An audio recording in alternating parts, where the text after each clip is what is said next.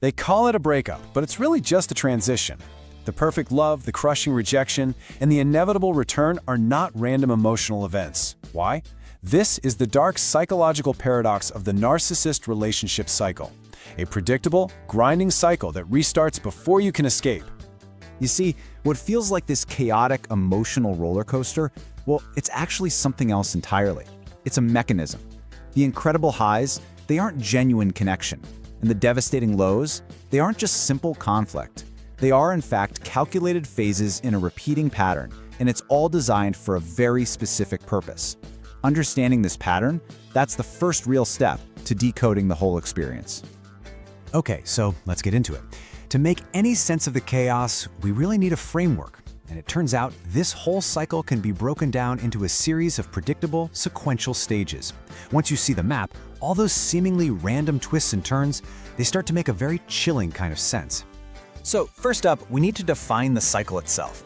What is this machine really? What's its purpose? And what's the fuel that keeps it running?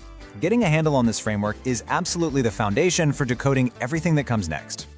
And here is the most crucial distinction we have to make. We are not talking about a relationship in any traditional sense of the word. It's a pattern of abuse. Its goals are control, validation, and protecting a very fragile ego. All for one person and all at the expense of the other. It's just not about mutual affection. It's about function. And this brings us right to the fuel source for the whole thing. What exactly is narcissistic supply? Well, think of it like emotional food.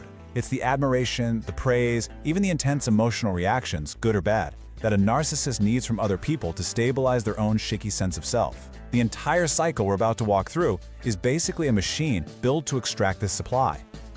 And right here, these are the 4 stages that make up that machine: idealization, devaluation, discard, and then the crucial final stage that loops it all right back to the beginning, repeat, which you've probably heard called hoovering. Each one of these stages serves a very distinct function in this process of extracting supply. So let's see exactly how this machine is built, piece by piece. Okay, now we get into the nuts and bolts of it, the mechanics. How does this cycle actually operate in your day-to-day life? We're going to break down the specific tactics and the psychological manipulation that gets used in each of these 4 stages. The cycle always begins here, in the idealization phase. And look, this isn't just some sweet honeymoon period. It's a strategic process known as love bombing. The narcissist just showers you with this intense, over-the-top affection and attention. They mirror your deepest hopes, your dreams, your insecurities, creating this powerful, almost supernatural feeling that you've found your soulmate. The goal here is brutally simple: to secure you as a perfect, high-quality source of narcissistic supply. Just look at the contrast here. It's all about the psychological whiplash this represents. On the left, you have the language of the idealization phase. It's absolute, it's perfect, it's intoxicating. You are perfect. Then on the right, you see that sudden, jarring shift to the language of the next phase. You're too sensitive. This isn't some gradual cooling off. No way. It's like a switch gets flipped, and that contrast, it's intentionally disorienting. And that switch brings us right into the devaluation stage. See, once you're secured as a target, the whole dynamic shifts. The goal is no longer about winning you over, it's about consuming the supply you provide. And this is done by subtly, and then, not so subtly, chipping away at your self-esteem. The praise gets replaced with criticism, compliments with insults, and respect with boundary violations. The whole point is to keep you off balance, constantly scrambling to try and win back that perfect person from stage 1. And these are the primary tools of this phase. Gaslighting, of course, to make you question your own sanity. Constant criticism, to just erode your self-worth. Boundary violations, to show you that your needs are totally irrelevant. But the real glue that holds it all together is intermittent reinforcement. The narcissist will, just occasionally, give you a little glimpse of that idealization phase again. A kind word, a moment of affection, just enough to keep you hooked and trying, almost like a gambler pulling the lever on a slot machine. And then comes the discard. This is often the most shocking and traumatic part of the entire cycle. When you're no longer providing that high-quality supply, maybe because you're just emotionally exhausted, or maybe you start pushing back, the narcissist ends it. But this isn't some mutual, sad parting. It's sudden, it's cold, it's brutal, and it's designed to inflict the maximum amount of pain, leaving you in a state of utter confusion and shock. But the end is rarely ever the end. This is the stage that makes it a cycle. Hoovering. Just like a vacuum cleaner, the narcissist will try to suck you right back in. This often happens the moment they sense you're moving on or becoming independent. It's something known as an autonomy trigger. They might use fake apologies, suddenly declare they've changed, or play on your pity. The goal here isn't reconciliation, it's retrieval. They need to pull you back in to restart the cycle and secure their supply source all over again. So, we've seen how the cycle works, but the big question is, why? Why does it work so effectively? So now we're going to explore the psychological engine that's driving this entire process, looking at the motivations of the narcissist and the cognitive trap that keeps their target completely hooked. For the narcissist, this whole four-stage cycle is basically a defense mechanism.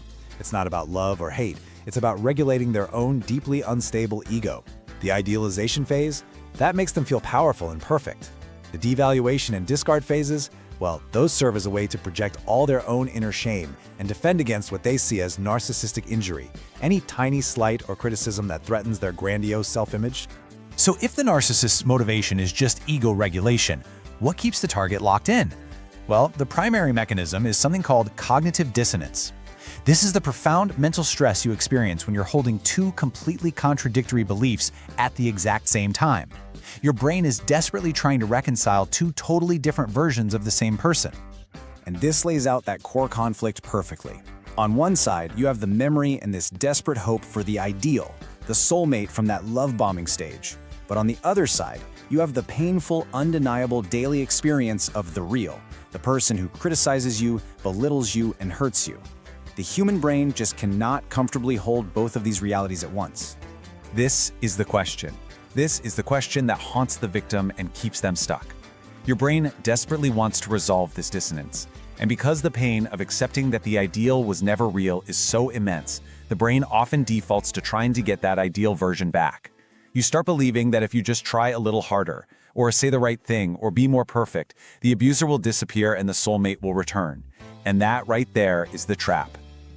Okay, so now that we've decoded the pattern and the psychology behind it, let's pivot to the most important part of this whole thing, empowerment. How do you actually break this cycle? It takes a strategic, conscious effort to completely disengage from the machine. And here are the 3 non-negotiable steps. First, immediate and permanent no contact. Now, this is not about punishment, it is a defensive necessity. It's the only way to prevent the hoovering stage from ever starting again. Second, you have to actively reject cognitive dissonance. This means making a conscious choice to believe the reality of the abuse over the fantasy of the idealization. And third, for the future, you enforce preemptive boundaries to recognize and stop love bombing before it can ever take hold. And this right here is the core principle that guides your freedom. You have to remember, the cycle hooks you with intensity, those incredible, intense highs of the love bombing phase. But your recovery and your freedom, they're found in consistency, in recognizing the consistent, observable pattern of devaluation and abuse. The choice is to trust the consistent reality, not the intense illusion. So, let's bring this all together. As we've seen, when you decode the narcissist cycle, it reveals something really fundamental. You were not in a relationship that just went wrong. You were involved in a process, a machine that was designed for one single purpose: to extract emotional supply. And the stages are just the components of that machine. Idealization is the bait, designed to lure you in. Devaluation and that eventual discard, those are the cruel mechanics of the consumption phase, where your emotional energy is taken. And hoovering? That's just the retrieval mechanism, designed to bring the resource, you, back online when it's needed again. But here is the empowering truth in all of this. This entire machine only functions if you are an unwitting participant. The moment you become aware of the pattern, the moment you see the script for what it is, the loop is broken. By choosing immediate no contact and consciously rejecting that cognitive dissonance, you finally recognize that the entire cycle is the abuse. You stop trying to fix one part of it and you see the whole system is broken. This awareness gives you your agency back. It transforms you from a character who is just reacting to a script written by someone else into an observer who can simply put the script down and walk away. So the final question is a powerful one. Now that you know the script, will you remain a character in their play?